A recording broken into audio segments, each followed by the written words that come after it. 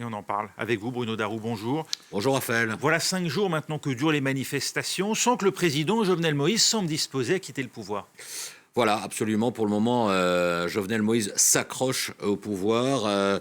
Il dit que sa position est la bonne. Il doit gouverner jusqu'au 7 février 2022. Ses opposants disent qu'il aurait dû s'arrêter ce 7 février. Il y a donc 4 jours. Jovenel Moïse dit qu'il est soutenu, reconnu par la communauté internationale, qui a validé ce timing en quelque sorte. Alors en fait, la crise politique à laquelle on assiste actuellement, elle remonte à l'an dernier, au mois de janvier, quand le président Moïse en fait a commencé à gouverner par décret suite à l'échec d'élections législatives. Alors il en a profité notamment pour créer par exemple une nouvelle agence de renseignement national, pour réformer le code pénal et faire du blocage des routes, qui est une des formes courantes de manifestations en Haïti, pour en faire un acte terroriste. Alors pendant des mois, les Américains, les Européens, l'Organisation des États américains l'a supplié d'organiser de nouvelles élections législatives pour rééquilibrer les pouvoirs en quelque sorte. Et à la place, effectivement, il avait proposé un référendum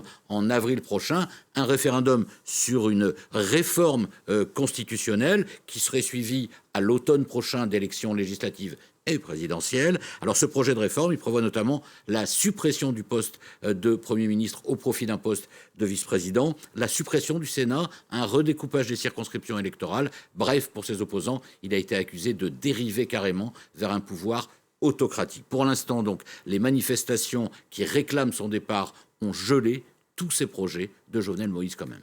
Cette crise, Bruno Darroux, on peut dire qu'elle est le fruit aussi de son action à Jovenel Moïse à la présidence. Oui, parce que ça, c'est la crise politique actuelle et celle qui date d'il y a un an maintenant. Mais en fait, effectivement, il est au pouvoir concrètement depuis le début de 2017. Dès son arrivée au pouvoir, d'ailleurs, dès son élection, il y a eu des soupçons de fraude, donc il a été mal élu. En plus, c'était un entrepreneur pas vraiment connu, qui a été mis sur orbite par l'ancien président Michel Martelly. Il a provoqué assez vite la colère d'une bonne partie de la population, avec une hausse brutale des tarifs de l'essence à l'été 2018, d'autant que l'inflation pendant ce temps ne cessait de flamber, notamment sur les produits alimentaires, les boissons non alcoolisées,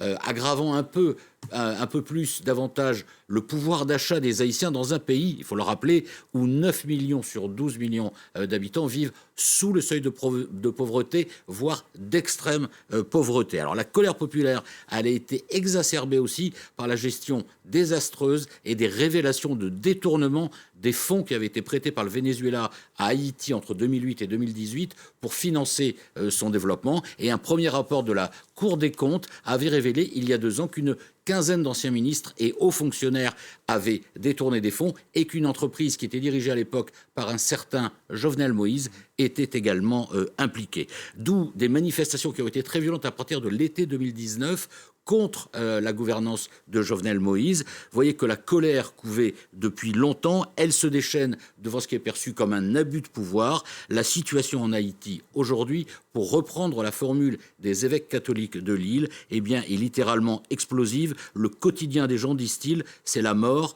l'assassinat, l'impunité, l'insécurité. Une insécurité qui est notamment propagée par les fameux gangs qui, de plus en plus, apeurent les Haïtiens. Merci Bruno Darroux. Voilà ce qu'on peut dire de la situation en Haïti.